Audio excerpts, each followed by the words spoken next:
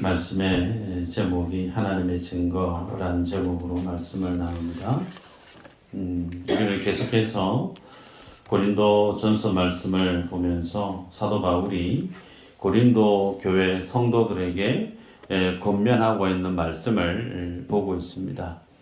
십자가의 도에 대해서 바울이 말씀을 전했고, 그래서 십자가의 도를 깨달은 예수 안에 있는 성도들은 그가 사는 날 동안 자랑할 것이 이 예수 그리스도 그 십자가의 은혜 외에 달리 자랑할 것이 아무것도 없다라고 우리가 지난 시간에 보았습니다. 그래서 사도 바울은 자랑할 것이 있는 자는 그리스도 안에서 자랑해라 라고 권면했던 말씀을 우리가 보았습니다. 세상에서 많은 것을 배우고 남들보다 많은 것을 가지고 다른 사람들보다 비교할 수 없을 만큼의 출중한 배경을 지녔다 하더라도 그 세상의 모든 가치와 세상의 자랑거리들은 하나님 앞에서 아무런 의미가 없었다는 거죠. 하나님 앞에 들고 나아갈 때 주님이 가장 자랑스러워하고 주께서 우리에게 가장 보고 싶어하고 열망하는 것은 자신의 아들을 십자가에 내어놓으신 그 십자가의 은혜라는 거죠. 그 주님의 은혜를 들고 주 앞에 나오는 자, 그것만이 하나님이 우리에게서 보기를 원하시는 믿음의 열매였음을 우리가 지난 시간에 보았습니다.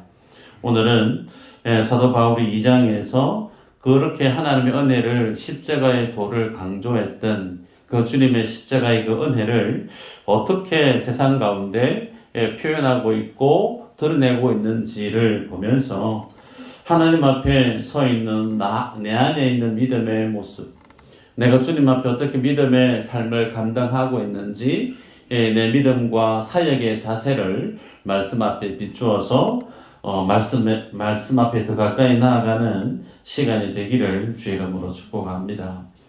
1절에 보면 사도 바울이 고린도 교회 성도들을 이렇게 얘기합니다. 형제들아.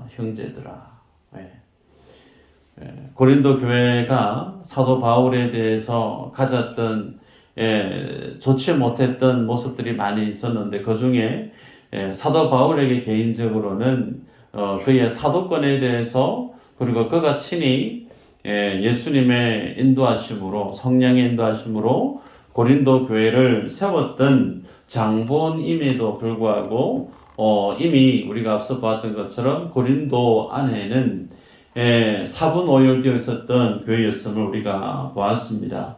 그래서 나는 게바파, 아볼로파, 그리스도파, 바울파 그렇게 나뉘어져 버리고 하나님의 복음에서 떠나 있었던 오히려 자신의 의와 자기의 자랑거리로 그렇게 하나님의 교회를 분열하고 분리시켰던 고린도 교회 그 형제들을 향해서 바울이 어떻게 표현하고 있는가? 형제들아 라고 얘기합니다.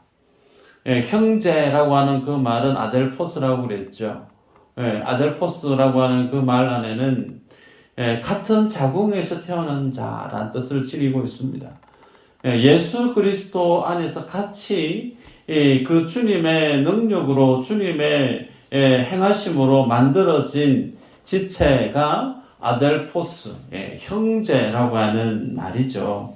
그래서 바울은 고린도 교회의 잘못된 모습들, 문제점들을 지적하고 그것을 권면하고 지도할 때 바울 속에 지니고 있는 가장 기본적인 그 마음속의 중심이 무엇이 자리에 있느냐면 지체의식이라는 거죠. 한 교회로 하나님이 나를 불렀다라고 하는 그 지체의식이 형제들아라고 하는 말 속에 녹아있음을 보게 됩니다. 좀 전에 말씀드렸던 것처럼 고린도 교회는 예수님이 바울을 고린도에 들어가게 했고 그래서 천하보다 귀한 한 영혼을 주님이 이 바울에게 연결시켜 주었고 그렇게 만나서 한 영혼 복음을 전하고 세례를 주고 그의 온 열정을 쏟아부어서 만들어졌던 교회가 고린도 교회 아닙니까? 그러기에 적어도 사도 바울에게 있어서 고린도 교회 성도 한 명 한 명은 오늘 만났다가 헤어지면 다시는 안 봐도 될 그런 사람이 아니었다는 거예요. 사도 바울에게 있어서 한 사람 한 사람은 하나님이 그에게 주셨던 그리스도의 사랑에서 끊을 수 없는 영원한 사랑의 대상자였던 이들이 고린도 교회 성도였음을 보게 됩니다. 그래서 이런 모습을 통해서 오늘날 한국 교회 안에 있는 교회의 지체의식에 대한 부분을 한번 생각해 볼 필요가 있는데, 오늘날 많은 성도들이 교회를 옮기는 일들이 많이 있습니다.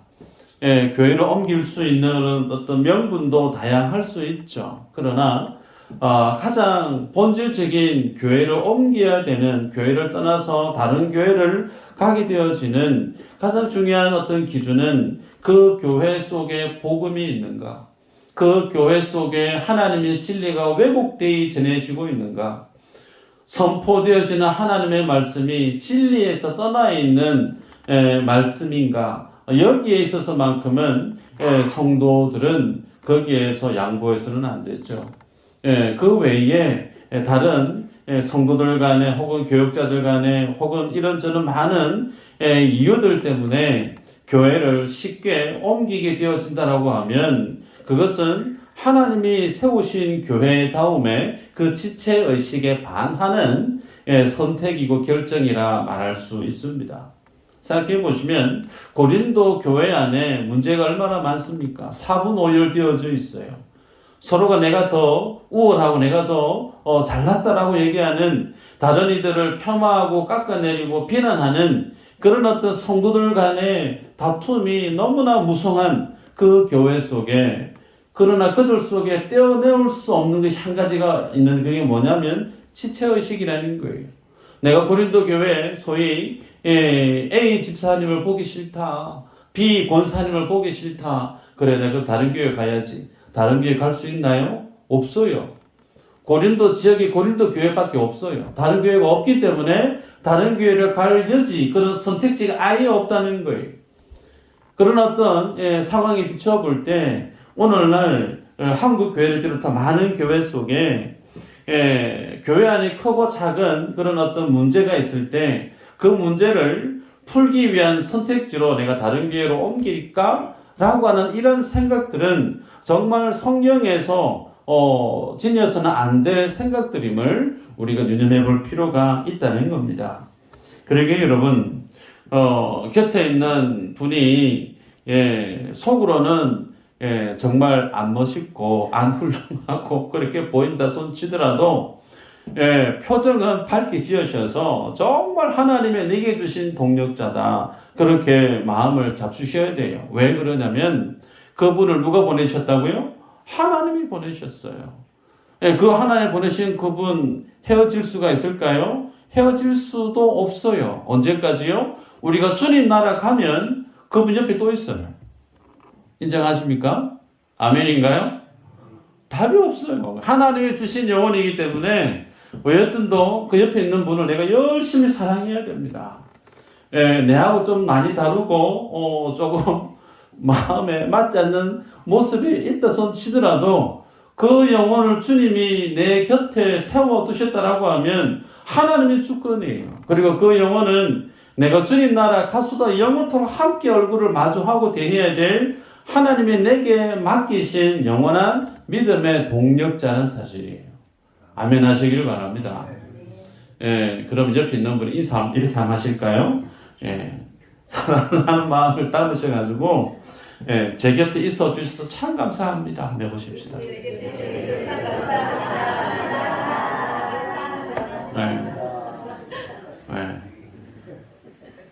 얼마나 옆에 있는 그분이 하나님이 내게 필요해서 보내주신 분인가. 평생이 아니요, 영원토록 함께 미수제일 교회라고 하는 믿음의 동력자로 주님이 붙여주셨다는 거예요. 그 하나님이 내게 허락한 그 한 영혼 한 영혼, 그 영혼을 내가 힘써 사랑해야 되고 그 영혼에 대해서 더 많이 마음을 기울이고 눈길을 주고 마음을 쓰는 것, 지극히 하나님이 기뻐하시는 교회다움 속에 있어야 될 모습인 줄 압니다. 자, 그런 가운데 오늘 바울은 그렇게 문제 많고 갈등이 많았던 고린도 교회 성도들을 향해서 너희는 나에게 있어서 아델포스다, 형제다 라고 얘기하면서 그 형제된 그들에게 1절에 이렇게 얘기하죠. 내가 너희에게 나아가 하나님의 증거를 전할 때에 말과 지혜의 아름다운 것으로 아니하였다. 그렇게 말씀을 합니다. 자, 여기에서 내가 너희에게 나아가다라는 이 말의 배경을 살펴볼 필요가 있는데, 사도 바울이 2차 전도 선교 여행을 가면서 들렸던 지역이 고린도 지역이죠. 그래서 그 고린도 지역에 들어갔을 때 사도 바울이 처음에 고린도 성도들을 만났을 때의 그 마음이죠. 그때 그가 하는 말이 하나님의 증거라는 표현을 쓰고 있죠. 하나님의 증거. 1장에서는 십자가의 돌아 얘기했고 그 십자가의 돌을 하나님의 지혜 그렇게 표현했고 2장에서는 이제 십자가의 도 하나님의 지혜 그것을 또한 하나님의 증거라고 표현하고 있는 걸 보게 되죠.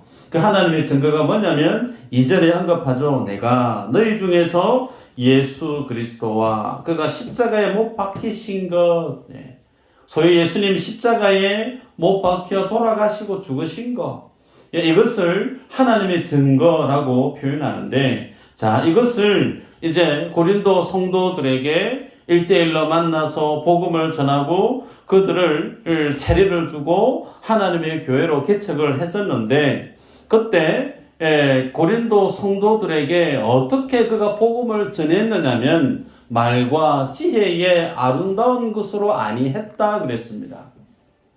말과 지혜의 아름다운 것으로 하지 아니했다. 여러분, 그러면 무엇으로 사도 바울이 고린도 교회 성도들에게 하나님의 이 진리를 전했느냐?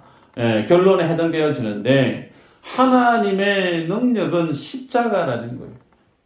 그 십자가만을 전하기를 힘썼던 사도 바울임을 보게 됩니다.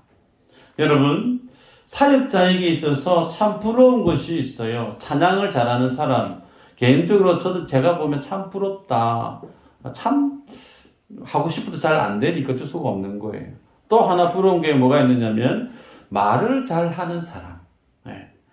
말을 잘하는 사람 참 논리적이고 정연하게 또박또박 정확한 어휘를 구사하고 논리성을 뒷받침해서 말씀을 참 잘 전하는 사람, 개인적으로 보면 참 부러워해요.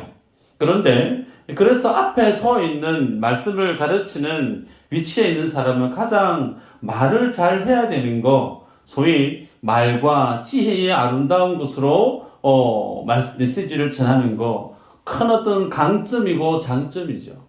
그래서 앞에 선 사람은 할 수만 있으면 지혜롭게 하나님의 말씀을 증거해야 되는 것이 통상 우리가 지니게 되는 일반적인 생각 아니에요?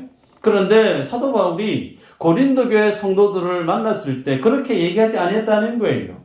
말을 지혜롭게, 말을 아름답게 그렇게 내가 포장을 잘해서 하나님의 복음을 고린도 교회 성도들에게 전한 거 아니다라고 얘기를 합니다. 여러분, 이 말의 의미가 어떤 의미인가? 이 당시에 사도 바울이 고린도 교회 성도들을 바라보고 그들에게 하나님의 복음을 전하고 있는 그 마음속에 찐이고 있었던 마음의 자세를 그렇게 표현하고 있는 거죠. 말과 지혜의 아름다움으로 행하지 아니했다. 여러분, 이 배경을 알 필요가 있는데 사도행전 17장에 소개됩니다. 사도 바울이 고린도에 들어가기 전에 그 전에 복음을 전했던 곳이 어디냐면 아덴이라고 하는 곳입니다. 아덴. 소위 당대의 고대 사회 정신 세계를 주도했던 가장 영향력이 막강했던 장소, 지역이 아덴이죠. 그곳에 소크라테스, 여러분 잘 아시는 플라톤, 아리스토텔레스, 여러 많은 철학자들이 그곳에서 인간의 사유에 대해서 철학적인 본질에 대해서 많은 철학과 사유가 꽃을 피웠던 곳이 아덴 아닙니까? 그래서 그 당대에 에피쿠로스 학파가 있었고 스토아 학파가 있지 않았습니까? 모든 인간의 행복은 정신적인 쾌락에 있다. 에피쿠로스 학파가 주창했던 철학의 기본 베이스고 인간은 행복이 거기에 있지 않고 금욕주의적인 자기 절제에 가장 행복의 가치가 있다라고 얘기했던 스토아파, 그리고 그 외에 많은 철학자들이 사유와 자기의 사상을 논리적으로 꽃을 피워왔던 정신세계의 중심이 바로 아덴이라고 하는 그 지역이었죠. 자, 그곳에서 사도 바울이 사역을 열심히 했는데 어땠는가? 사도행전 17장 32절에 보면 이렇게 기록합니다. 그들이 죽은 자의 부활을 듣고 어떤 사람은 조롱도 하고 어떤 사람은 이 일에 대하여 내 말을 다시 듣겠다 하니 이에 바울이 그들 가운데서 떠나매. 사도 바울이 복음을 전했는데 그 복음을 전해 들은 많은 사람들의 반응이 있을 거 아니에요? 그 반응이 있고 난 다음에 사도 바울이 어떤 마음을 짓느냐면 그들을 떠났다는 거예요. 왜 떠날까요? 사도 바울이 전하는 메시지에 대해서 듣고 싶어하고 그 말씀에 열광하고 회개하고 마치 그곳에 하나님의 교회가 부릴 듯 막 일어나면 일거리가 너무 많은데 사도 바울이 그 지역을 떠날까요? 떠날 리가 없죠. 정반대였다는 거죠. 사도 바울이 복음을 힘있게 전했음에도 불구하고 그가 그곳에서 있어야 될 이유를 발견하지 못했다는 겁니다. 사도행전 17장 34절에 회심자들에 대한 명단이 쭉 소개됩니다. 몇 사람이 그를 가까이 하여 믿으니 그 중에는 아리오바고 관리 디오누시오와 다말이라 하는 여자와 또 다른 사람들도 있었더라. 몇 사람의 이름이 언급되는 것이 전부였다는 거예요. 그래서 서너 명이 사도 바울이 전하는 복음 앞에 관심을 갖고 또 바울이 전하는 메시지에 회심했던 모습이 있고 그곳이 고린도 지역이나 다른 지역만큼 복음이 왕성하게 꽃을 핀 지역이 아니었다라는 것을 보게 됩니다. 그래서 우리가 알고 있습니다. 바울이 빌립보에 가서 복음을 전했더니 빌립보에 빌립보 교회가 만들어지죠. 데살로니가 갔더니 데살로니가 지역에서 교회가 세워집니다. 바울이 열심을 품고 복음을 전했던 지역마다 여러 많은 지역이 사도 바울을 통해서 하나님의 교회가 하나씩 태어났던 그런 어떤 그의 영향력에 비해서 아덴이라고 하는 그 지역에는 그가 열심히 사역을 했음에도 불구하고 열매가 적었다는 거예요. 왜 사역을 열심히 했는데 열매가 적을까? 그 이유에 대해서 당연히 당사자인 바울은 고심하고 그 원인을 분석했겠죠. 그 분석의 결과가 뭐였느냐면 읽었던 내용이죠. 2장 1절입니다. 말과 지혜의 아름다운 것. 소위 아덴이라고 하는 그 지역에서 사도 바울이 어떻게 사역을 했느냐면 에피쿠로스 학파와 스토아 학파의 철학자들과 함께 어깨를 겨누면서 많은 사람들이 이 물 자체, 이 세상의 본질에 대해서 철학적인 사유를 논할 때 사도 바울도 그가 알고 있는 성경의 기본 지식과 그가 알고 있는 복음에 대한 내용을 아덴이라고 하는 그 많은 사람들이 가지고 있었던 철학적인 배경 안에서 하나님의 복음을 철학적으로 전거했다는 거예요. 그래서 여러분 생각해 보시면 철학자들이 얼마나 말을 잘합니까? 도울로 불리오는 할아버지 한 분 여러분 잘 아실 텐데 그분도 말을 참 잘해요. 철학을 전공하신 분들은 상당히 논리적으로 말을 잘합니다. 근데 그렇게 말 잘하는 기라상 같은 그런 철학가들 속에 들어가서 말을 건네고 같이 말을 섞을 수 있다라고 하는 것은 참 쉬운 일이 아니죠. 근데 예수님의 사도들 중에 사도 바울만큼은 그런 철학자들과 함께 논리적으로 철학적으로 무엇이 진리인가에 대한 내용을 견줄 수 있는 실력을 지닌 자가 사도 바울 아닙니까? 가말리엘 문화생으로서 많은 사람들이 볼 때 인정할 수밖에 없는 학문적 토대를 지녔던 사람이 바울이에요. 그가 예수님께 콜링을 받기 이전에 이미 사도 바울은 자신이 거느리고 있는 제자들이 있었던 상당한 서성의 반면에 랍비로 불려졌던 그 위치에 있었던 인물이 사도 바울이에요. 그러기에 사도 바울이 그 당대의 철학적인 어떤 수사법과 그가 알고 있는 관점으로 아덴의 많은 철학자들과 함께 복음을 그렇게 전했다는 거죠. 말과 지혜의 아름다움.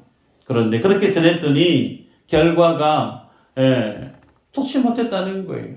그래서 그가 깨닫기를 하나님의 일은 말과 지혜의 아름다움으로 하는 게 아니구나. 여기에서 우리는 하나님의 일을 맡은 사역자로서 하나님의 일꾼으로서 청지기로서 어떻게 우리가 하나님 앞에 믿음의 사역에 대한 자세를 지니고 주 앞에 나와야 되는지를 분별하게 됩니다. 소위 여러분 세상의 일은 세상의 방식대로 할 수 있다 그렇게 생각할 수 있습니다. 그러나 죽은 영혼을 살려내는 일에 하나님의 사람을 양육해내는 그 일의 방식은 세상의 방식과는 다르다라는 거죠. 앞서 우리가 보았습니다. 하나님은 죽은 영혼을 어떻게 살려내는가. 1장 21절에 보면 하나님은 전도에 미련한 것으로 사람을 살려내기를 작정하셨다 그랬어요. 그거 외에는 하나님의 죽은 자를 살려내는 또 다른 방법이 없음을 우리가 앞서 보지 않았습니까? 그래서 사도 바울은 아덴에서 그가 알고 있었던 모든 수사학적인 그가 알고 있는 배경 지식을 총동원해서 복음을 전했던 것이 이거 실패였구나. 하나님의 일은 하나님의 원리대로 하나님의 방식대로 행하는 것이 맞구나. 그러면서 사도 바울은 철저하게 고린도 성도들을 만났을 때 아덴에서 실패했던 말과 지혜의 아름다움으로 그 교회를 섬긴 것이 아니었다는 거예요. 오로지 하나님의 십자가의 도를 전했고 오직 성령의 능력으로 하나님의 말씀을 전한 결과물이 바로 고린도 교회였다는 거죠. 그러게 여러분 이 모습을 보면서 우리가 알아야 될 부분이 있죠. 하나님의 사람이 하나님의 일을 감당할 때 내가 세상에서 많은 일을 해봤고 내가 많은 것을 경험했고 익숙한 일이기 때문에 내가 맡겨주면 잘할 수 있습니다 라고 자기 능력을 확신하면서 하나님의 일에 나아오는 것도 어느 정도 문제가 있겠죠.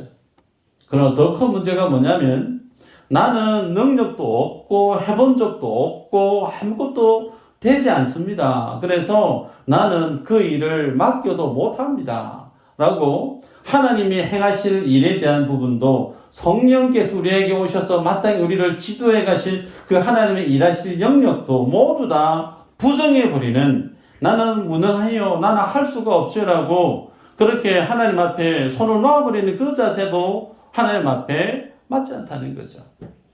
그래서 우리들은 사역하는 그 기본의 자세는 말과 지혜의 소위 나의 열심과 나의 노력으로 하나님 앞에 그 일이 완성되어지는 것은 여기서는 안 된다는 거예요. 십자가의 은혜 외에는 영혼이 변화되어지는 일은 없습니다. 그리고 우리는 하나님의 십자가 앞에서 설 수밖에 없는 거예요. 목사가 설교를 전하기 위해서 목양실에 속은 집에서 책과 씨름하고 원서를 뒤적거리고 나름 말씀을 연구하는 시간이 왜 필요하지 않겠습니까? 필요하죠. 구역장이 구역 예배를 인도하기 위해서 말씀을 다시금 되뇌이고 다시금 배경사전을 뒤지고 여러 가지 많은 자기 연구하는 시간이 절대적으로 필요합니다. 그런데 그것으로만 족하는가? 아니요. 하나님의 일은 하나님이 하시는 그 하나님 하시는 일 중에는 가장 기본 베이스가 뭐냐면 십자가라는 거예요. 그 십자가의 은혜, 십자가의 진리가 내 안에 삶으로 뿌려지지 않으면 지옥을 향해 달려가는 영혼이 주님 앞에 돌아오는 길은 없다는 거예요. 이 사실을 여러분이 꼭 기억해 주시기를 바랍니다.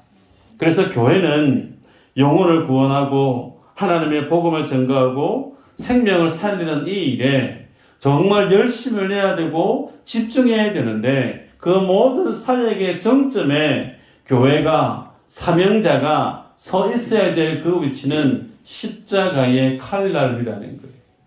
그 십자가 위에 내가 서 있지 않으면 우리는 내가 아무리 많은 것을 준비하고 가지고 있고 경험을 했다 하더라도 사역의 주체자이신 하나님이 일하시지 않으면 아무 소용이 없는 거예요. 우리가 이 부분에 대해서 꼭 인정해 줄 필요가 있다라는 겁니다. 자, 그렇다면 여러분, 사도 바울이 가지고 있었던 그 십자가는 어떤 십자가인가? 여러분, 우리가 알고 있습니다. 사도 바울이 사역을 하고 그가 예루살렘으로 올라가려고 할 때 많은 성령이 행하는 예언을 사도 바울이 듣죠. 예루살렘에 올라가면 당신이 이렇게 고난을 당하고 이렇게 죽을 수가 있습니다. 숱하게 하나님이 믿음의 동력자, 기도하는 사람들을 통해서 그가 예루살렘으로 올라가면 어떻게 그의 삶이 마감이 되어질지 알고 있습니다. 그럼에도 불구하고 그 길을 뚜벅뚜벅뚜벅 걸어가요. 사도 바울이 인지하고 있었던 십자가는요, 바라보는 십자가가 아니에요. 사도 바울이 얘기하는 십자가는 짊어지고 가는 십자가도 아니에요. 사도 바울이 얘기하고 있는 십자가는 그 십자가 꼭대기에 자기가 안간 힘으로 기어 올라가야 되고 그 십자가에 자기가 달려 죽는 거예요. 사도 바울이 얘기하고 있는 그 십자가는 관상용도 아니고 멀리 바라보는 것도 아니고 그냥 짊어지고 끌고 가는 것도 아니고 그 십자가에 반드시 자기가 죽어야 될 십자가임을 스스로가 인정하고 살았던 십자가를 지칭합니다. 여러분, 우리가 신앙생활 오래 하고 믿음의 삶을 오래 사신 분들은 십자가에 대해서 안다라고 얘기해요. 복음을 내가 잘 안다라고 얘기합니다. 네. 그런데 그 복음의 정점에 있는 그 십자가를 우리가 어떻게 바라보고 이해하고 있는가? 바라보는 정도로 생각하고 있는 분이 있고 십자가를 무거운 그 십자가를 짊어지고 끌고 가고 있는 것으로 내가 십자가의 사명을 감당하는 것으로 이해하시는 분도 있어요. 그러나 그거 아닙니다. 십자가는 내가 거기에 죽어야 되는 형틀이에요. 내가 온전히 죽어져야만이 그 속에서 예수로 인한 부활의 생명이 내 속에서 참 생명으로 드러나는 법이에요. 그러게 여러분, 우리들이 성경에서 말씀하고 있는 그 십자가는 바라봐야 되는 십자가도 아니고 짊어지고 가야 되는 십자가도 아니고 내가 반드시 거기에 달려 죽어야만 하는 십자가임을 여러분이 인정하시고 아셔야 됩니다. 여러분이 교회 오셔서 혼자 혹은 신앙생활 하시며 기도하실 때 십자가를 묵상하실 때 그런 마음으로 한번 내다봤으면 좋겠다 싶은 게 있습니다. 여러분이 기도하시면서 내가 십자가에 달려있음을 한번 상상해 보세요. 내가 두 팔 벌려서 예수님처럼 십자가에 달려 피를 흘리면서 죽어가는 내 자신을 보게 될 때 그 십자가 위에서 바라보게 되어지는 그 모든 세상의 그 모습들 어떤 것으로 여겨질 수밖에 없을까? 다 부질없는 것으로 보일 수밖에 없어요. 그 십자가에 달려있는 내 자신의 모습을 바라보면서 그 십자가 밑에 있는 그 모든 펼쳐져 보이는 세상의 그 모든 것들은 허무한 것들로만 보일 수밖에 없다는 거예요. 얼마나 의미 없는 것들에 인생을 허비하고 살았는지, 허둥지둥 다른 사람보다 더 갖기 위해서, 더 빨리 도달하기 위해서 경쟁하듯이 다른 사람을 깎아내리면서 내가 부여잡고 내가 차지하려고 했던 그 모든 삶의 모습들에 대한 부질없음을 보고 그렇게 살았던 인생이 내 삶의 지난 내용임을 인정하게 되어지면 그 십자가에 달려있는 자신의 모습을 바라볼 때 내가 스스로 살아왔던 그 삶이 환멸처럼 느껴질 수 있을 겁니다. 그 십자가에 내가 서 있지 않으니까 세상의 것들에 욕심을 내는 거예요. 세상의 것들에 자랑하기 위해서, 가지기 위해서 아둥바둥 썩어질 것들에 대해서 그렇게 욕심을 내며 살아가는 삶을 사는 겁니다. 그러나 사도 바울이 얘기하고 있는 십자가는 그런 십자가가 아닙니다.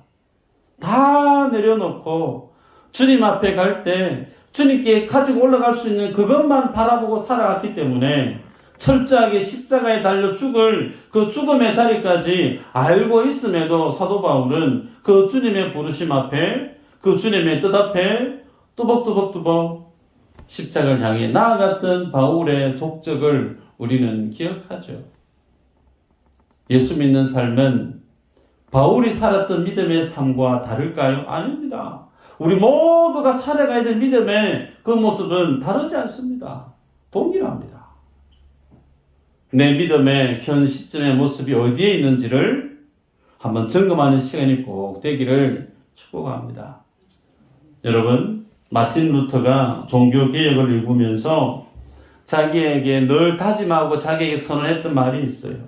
여러분에게 소개합니다. 나는 예수 그리스도가 어제 죽으시고 오늘 죽은 자 가운데서 살아나셨으며 내일 다시 오실 것처럼 설교한다. 루터에게 있어서의 십자가는 주님이 어제 죽으셨고 오늘 주님이 부활하셨고 내일 주님이 재림하실 것을 내다보면서 생생한 십자가의 그 칼날 위에서 그는 오늘을 영혼처럼 살았던 인물이 루터예요. 그랬기에 종교개혁을 일궈낼 수 있었던 것이죠. 오늘 우리가 예수님을 믿으면서 정말 동일하게 여러분에게 도전합니다. 예수님이 어제 죽으셨고 오늘 주님이 부활하시고 내일 내 인생 가운데 주님이 재림하실 주님을 대망하듯 오늘을 내가 그렇게 주님을 살아갈 수만 있다면 우리는 썩어 없어질 것들에 대해서 그렇게 애달아하지 않을 겁니다. 하나님의 최고로 여기는 그 가치에 우리의 마음의 중심이 집중할 수밖에 없으리라 믿어 확신합니다. 2025년 특히 이제부터 설 연휴가 시작되어지는데 여러분에게 도전하고 권면합니다. 사랑하는 형제들, 친척들, 많은 분들을 보게 될 텐데 이 명절에 내가 모든 식구들 앞에 보여줄 수 있는 최고의 모습이 어떤 모습인가? 용돈 많이 나누어 드리는 것도 물론 귀한 것이지만 그 모습보다 십자가의 삶의 모습을 드러내 보이는 거예요. 그 십자가는 사랑이죠. 사랑. 그 사랑은 철저하게 완전하게 자기 자신을 부인하는 겁니다. 자기 자신을 부인하는 것이 사랑이에요. 그 삶의 모습을 이번 명절에 자녀분들과 형제분들과 친척들에게 작은 모습이라도 그 십자가의 삶을 순종해보는, 감당해보는 한 주간이 되어지기를 주의 이름으로 축복합니다. 기도합니다.